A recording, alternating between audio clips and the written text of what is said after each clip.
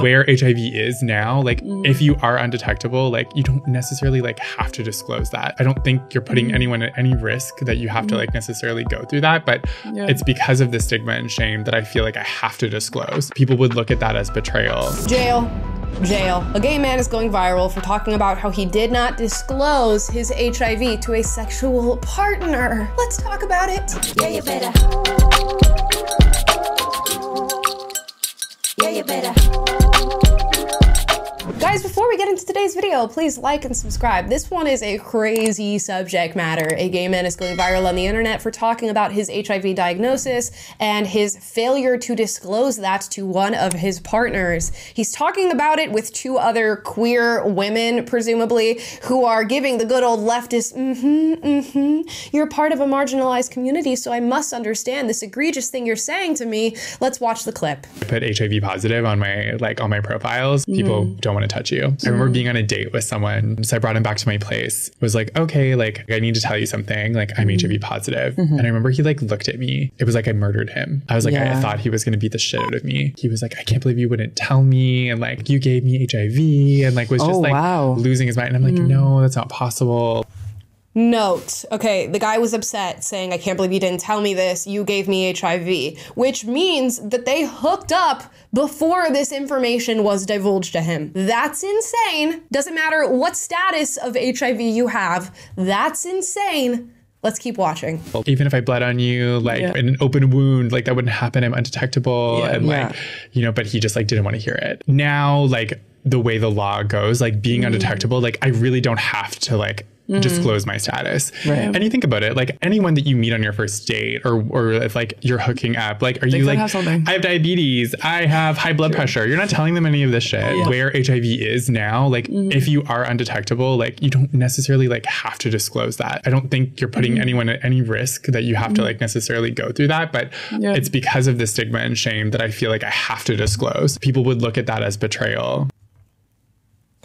I need a moment to collect myself and really analyze what it is that's going on here. Now, this person is choosing to make a very selfish decision. And it's a selfish decision because they don't want to deal with the judgment that lies on the other end of letting somebody know the diagnosis that they have, even if it is an undetectable diagnosis, which is what we will talk about in just a moment. Because you don't want to deal with the shame and judgment that comes with telling someone that, you are going to allow somebody to enter a non-consensual sexual agreement with you, which is exactly what that is. This person lacks informed consent because you are too scared to let them know that your actions led to a diagnosis of HIV. That's insane. And I get that there are states that have varying laws when it comes to this matter of being undetectable and whether or not you have to tell somebody once you've reached undetectable status. I don't care. If you have HIV, even if it is undetectable, untransmittable, you should have to tell sexual partners that you are about to engage with before you engage with them.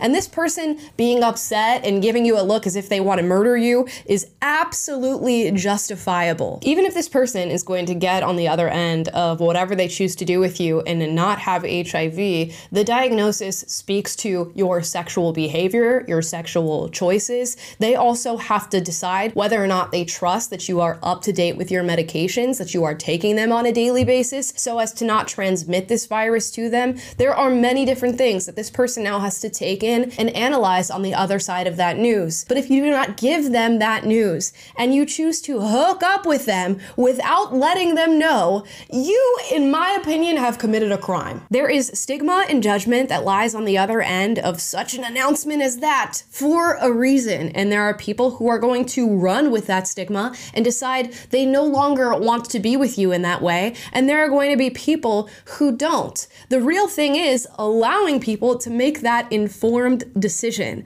And for him to sit on a podcast and justify not allowing people to make that informed decision is cuckoo for Cocoa Puffs crazy.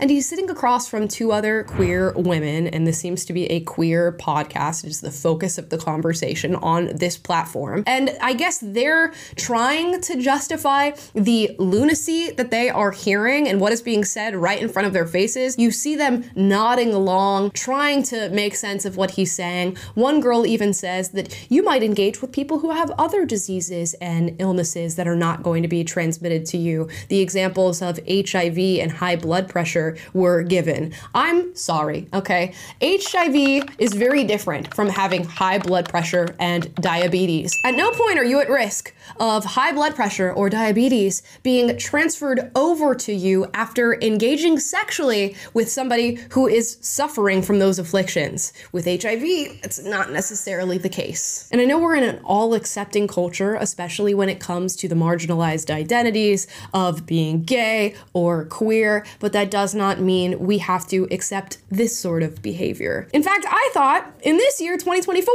we were all about the idea of consent and not doing anything without getting the proper okay from the person on the other end of that action. But I guess that doesn't include informed consent when it comes to the transmission of sexual diseases? Make it make sense.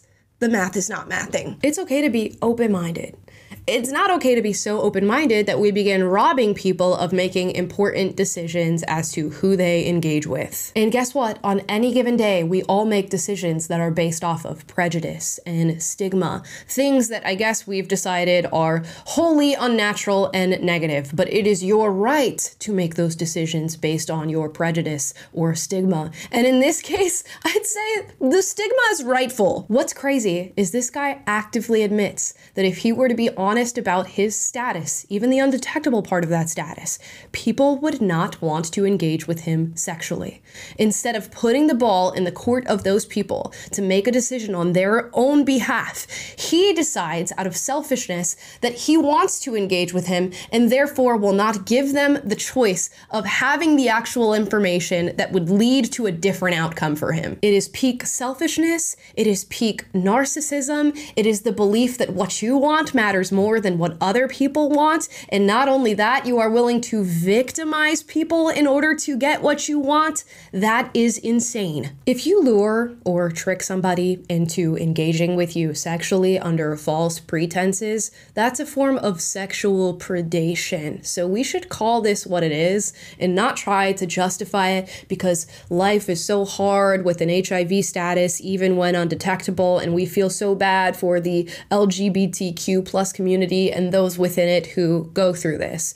We can feel bad for people who experience these things without allowing them to victimize other people. And just because the virus wasn't transmitted to the individual that he lied to in a lie of omission does not mean that that person is not a victim on the other end of getting this news. Viruses don't know or care that you have a marginalized identity. And I'm glad that this individual is undetectable and has very low risk as far as transmitting this disease to other people, but that doesn't mean that other people don't need to know that. And I have to wonder how this man got the HIV diagnosis in the first place. Was he sleeping with somebody who did not disclose that to him? Was he sleeping with somebody who claimed to be undetectable, but maybe wasn't keeping up with their medication? And then goes on in the next path of his life to not tell his partners that he has HIV, even if it's undetectable. There are so many other issues that weave into this video, which is why we're reacting to a subject matter we wouldn't normally be talking about. It reminds me of transgender individuals who say that they shouldn't have to disclose their trans identity to people that they are engaging with, and I can only imagine the negative outcomes that that leads to.